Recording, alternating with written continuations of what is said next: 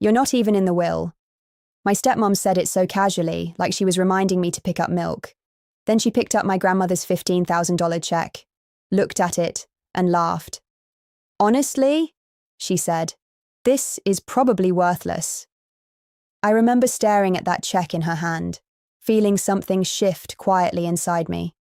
Because I knew two things at that exact moment. One, my grandmother didn't make mistakes. And two, if this check was real. Then my stepmom had just exposed something she didn't realize I'd notice. And that's when I decided I was going to deposit it. My name is Ethan. I'm 29. I work in compliance auditing for a mid-sized financial firm, which is a boring way of saying I read things people hope no one reads. Contracts, statements, fine print, patterns. I don't trust easily, not because I'm cynical, but because I've seen what happens when people don't verify things. I learned that early. My mom died when I was 12. Sudden. A brain aneurysm, no warning. One day she was making pancakes. The next, she wasn't there anymore. My dad didn't handle it well. He didn't fall apart loudly. He just thinned out, became quieter, smaller somehow. 2 years later, he remarried. Linda. She was organized, efficient, the kind of person who labeled spice jars and corrected grammar mid-sentence. At first, I thought that was a good thing. Structure felt safe after chaos. But over time, I realized something. Linda didn't create order. She created control, and she did it so subtly that if you weren't paying attention, you'd think everything was fine. I wasn't paying attention at 14, but I was by 18. And by 25, I was watching everything. Especially when it came to money. My grandmother, my mom's mother, was the one constant in my life. Her name was Eleanor. She wasn't loud. She wasn't dramatic. But she noticed things. She noticed when Linda started speaking for my dad. She noticed when family decisions somehow always benefited Linda. She never said anything directly, but she started doing something else instead. She started including me, quietly. Small things at first. Conversations about finances, about property, about how things are structured. At the time, it felt random. Now I know it wasn't. The last time I saw her, she handed me an envelope. Don't open it here, she said. I laughed. That sounds serious. She smiled. It is. That was 3 weeks before she passed. I didn't open the envelope until after the funeral. Inside was a check, $15,000, and a single handwritten note. This is yours. Not everything is what it seems. Trust yourself. I read that note 3 times. I should have understood it immediately, but I didn't. Not yet. The reading of the will happened 4 days later. We sat in a quiet office. My dad, Linda, me, and the estate attorney. I remember the smell of leather and paper. I remember Linda sitting slightly forward, like she already knew what was coming. And then the attorney began reading. Assets, property, accounts, everything. Went to my dad. Not me. Not anyone else. Just him. Linda placed her hand gently on his arm.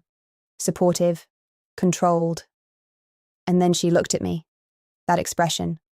Soft, sympathetic, pre-written. I'm sorry, she said. Then she added, You're not even in the will. It wasn't cruel. That's what made it worse. It was dismissive. Like I had never been part of the equation to begin with. I didn't say anything, I just nodded, because something felt off, and I couldn't explain it yet. That's when I mentioned the check. I got something from Grandma, I said. Linda's eyes flickered, just for a second. I took the check out.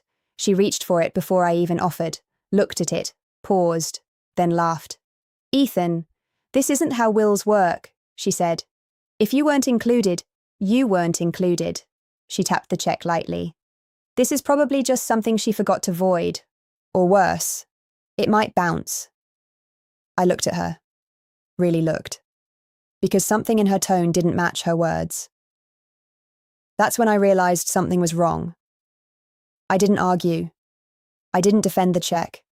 I just said, maybe, and took it back. But what she said next, that's what stayed with me. I wouldn't rely on that, she added.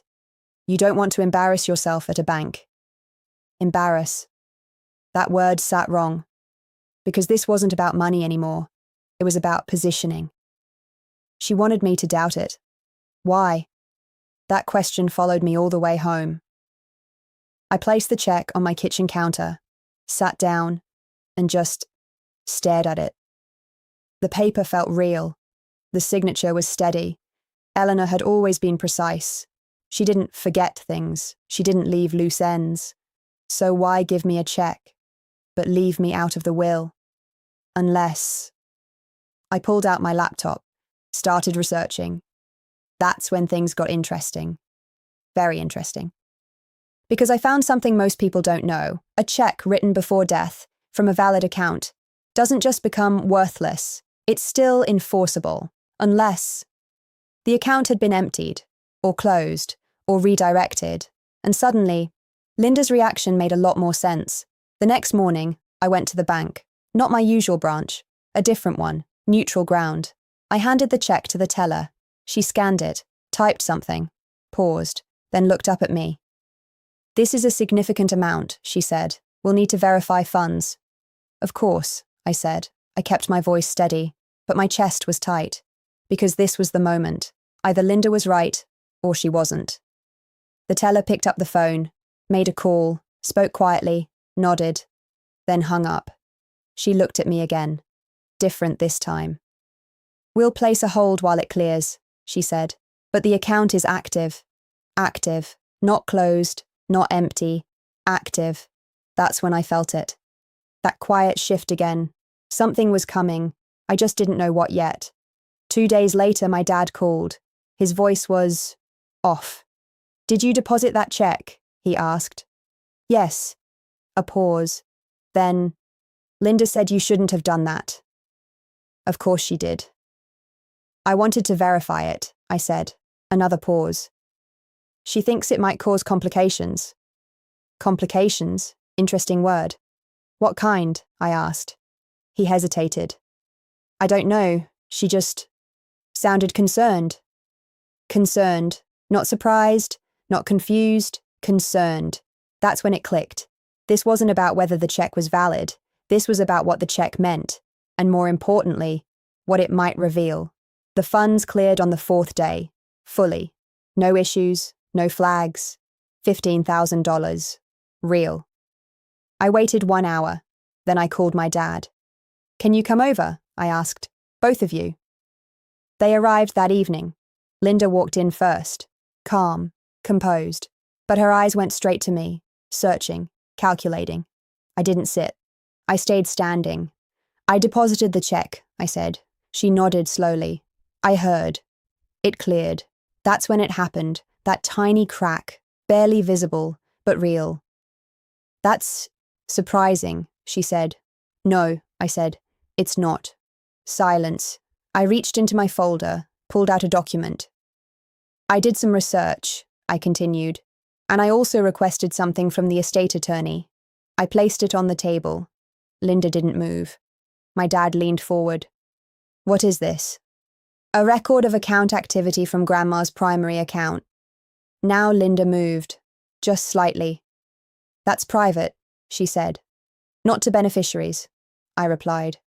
Her expression changed. Not much, but enough. I pointed to a line. "A transfer," I said. 3 days before she died." My dad frowned. "Transfer?" "Yes, a large one." I looked at Linda. "Do you want to explain it?" She didn't answer, so I did. Most of her liquid funds were moved into a joint account. My dad blinked. "Joint with who?" I didn't break eye contact with Linda. "You," I said. "And her." Silence. Heavy. Thick. "That doesn't make sense," my dad said. "No," I agreed. "It doesn't." I leaned slightly forward. "Unless someone convinced her to restructure things, shortly before she passed." Linda finally spoke. "She trusted me," she said. "I was helping her manage things." "Helping," I repeated. Then I placed the final piece on the table. "The timestamp," I said. "Matches a day you visited her alone." That's when everything flipped. My dad sat down slowly. "Linda," he said. She didn't look at him. She was still looking at me. "You're making assumptions," she said. "No," I replied calmly. "I'm following a pattern." I tapped the paper lightly. She left me the check because she knew something had already been moved. Silence. "She couldn't change the will in time," I continued. "So she created a separate transfer?" Linda's voice dropped. "You can't prove that." I nodded. "Maybe not completely," I said, "but I don't need to." I leaned back slightly. "Because what matters is this: she intended for me to have that money." My dad looked between us, confused, hurt. "You knew?" he asked Linda. She didn't answer, and that was the answer. Things didn't explode after that. They didn't need to, because the truth doesn't always destroy things loudly. Sometimes it just removes the illusion holding them together. My dad started asking questions, real ones, the kind he hadn't asked in years. Linda stopped answering as easily. That quiet control she built, it started slipping. Not dramatically, just enough. As for me, I didn't fight for more. I didn't push. I didn't escalate. Because I didn't need to. I had already done the one thing that mattered. I trusted myself. That check wasn't just money. It was a message. A final one. From someone who saw what I was starting to see, that sometimes you're not excluded because you don't matter. You're excluded because someone is trying to control what you don't see, and the moment you question it, the moment you verify it, the moment you stop accepting what you're told at face value, everything changes. Because power doesn't come from taking something back. It comes from understanding what was never truly taken from you in the first place. And once you see that clearly, no one gets to tell you what you're worth ever again.